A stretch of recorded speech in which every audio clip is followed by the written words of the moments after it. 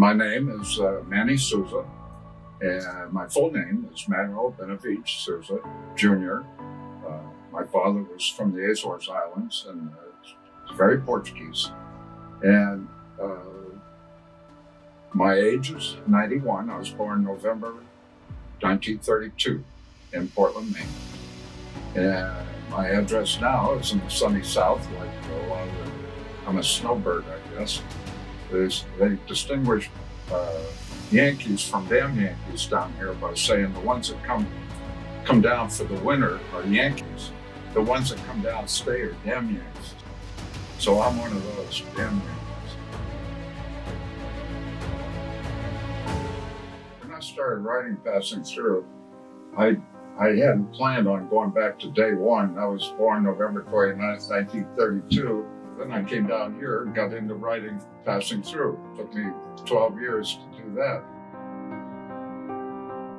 3 days after I retired, I set sail for Europe on my boat, 35-foot sailboat, from Chesapeake Bay to Mediterranean, with a young lady who was dying of cancer. She was French, and she needed to get back to socialized medicine in France. We sailed through Hurricane Andrew, 400 miles north of Bermuda, and 30, 40-foot seas, all in one day, fortunately. But we had to divert south to Bermuda for repairs, and went on from there to the Azores, and then continued to Portugal, and put her on a train. She went home, France, and 3 months later she had passed away from cancer. So that got me to the Mediterranean. I spent there 2 years. My wife came over and joined me, and we sailed back in 1988. And she was also dying of cancer. She had a malignant carcinoid tumor. They did a right hemicolectomy on her at Bethesda and told her if they did another operation on her, they'd have to put something in. That wasn't a very funny joke at the time for her, but anyhow, she recovered. Amazingly, I mean, they really were not thinking that she was going to make it. She was a Star is Born, and I was retiring, so we parted ways at that point.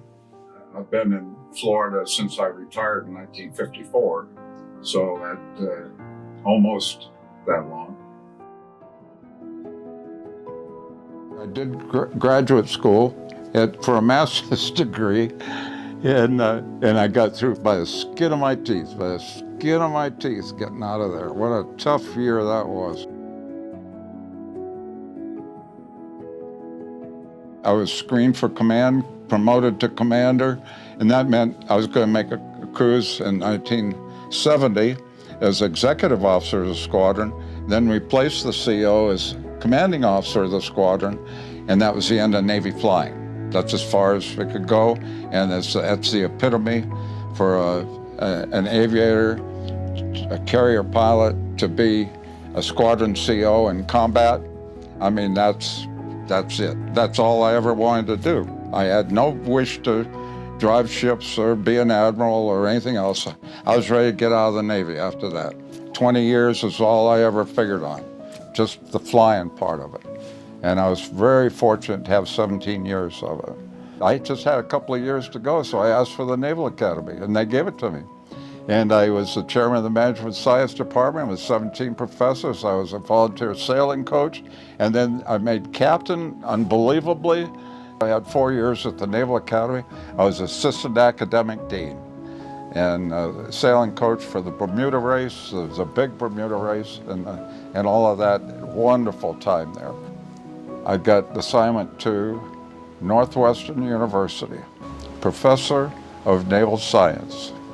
Navy assignment. My last tour in the Navy from 83 to 86, I was the director of naval history, working for Secretary of the Navy and the Chief of Naval Operations. In 1956, I was 54 years old and in great shape, and off I went. 3 days after I retired, I set sail for Europe on wings. That was June the 3rd. By June the 9th, I was on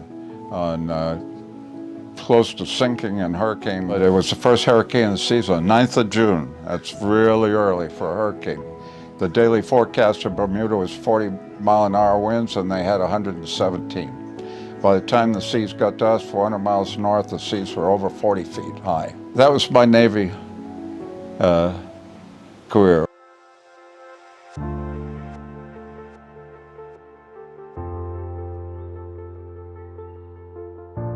Guess what? For 1975, the evacuation of Saigon on scene. And that was what a dramatic end of Vietnam that was. We evacuated something like 180,000 people in like 3 days. It was historic.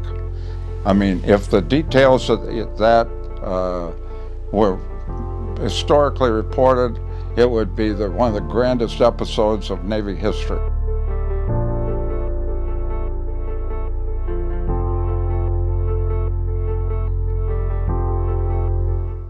Here I am in Time magazine. I'm on Eyewitness News 2 nights in a row talking about the resurgence of patriotism on college campus. I was there at just the right time.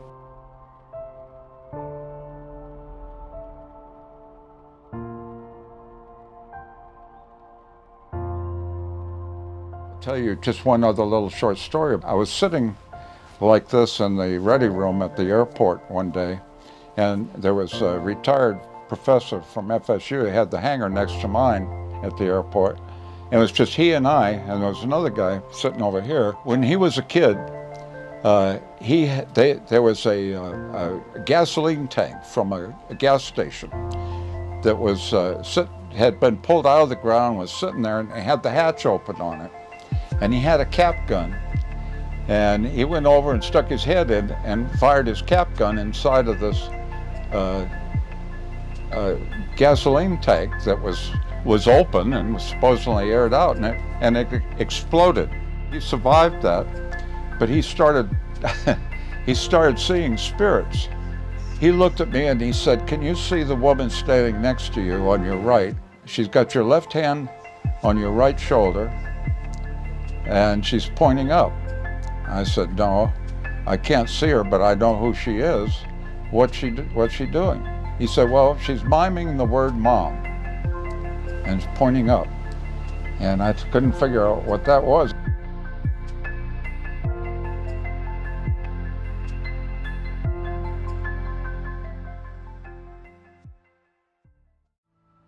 I was praying for something and really hard, and so and God came on. He said, kind of very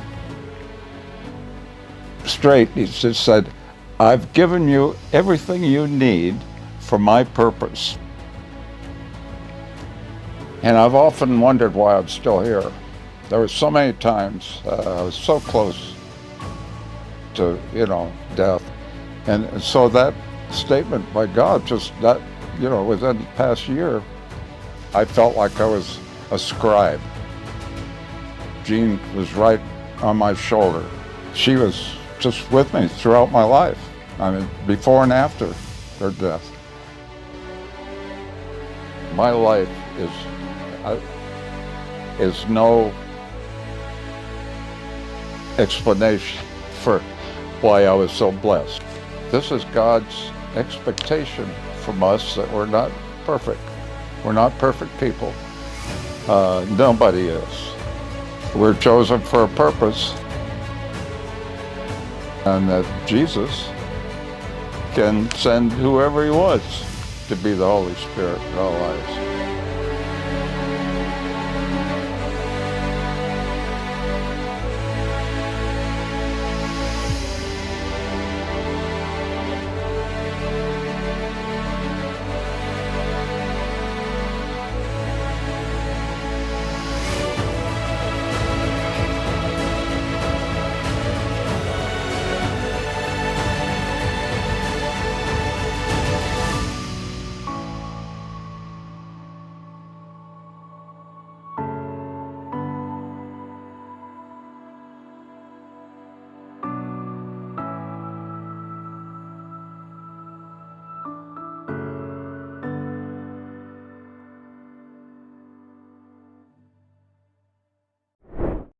I can connect the dots in my life back to 1960 that I'm here today. I can see how the dots led up. That's a part 2 story.